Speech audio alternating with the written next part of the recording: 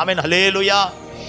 ఎప్పుడైతే 7వ రోజున ఆ గోడ చుట్టూ తిరిగినారో ఒకటేసారి కింద నుంచి ఒకటేసారి ఆ గోడంతా పడిపోయి కుప్పగూలిపోయిందంట. ఆమేన్, హల్లెలూయా, హల్లెలూయా.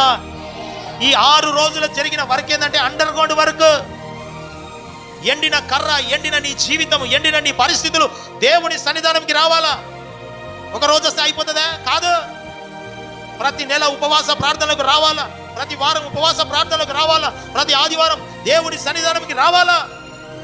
ఎప్పుడైతే నీవు వస్తావో నీ మీద ఏలుబడి చేస్తున్న సంవత్సరాలు పట్టి పీడిస్తున్న ఆ రోగము, ఆ బలహీనత, దురాత్మ ప్రభావాలు యేసు నామమున అవి అండర్ గ్రౌండ్ నుంచి కదిలింపబడతాయి.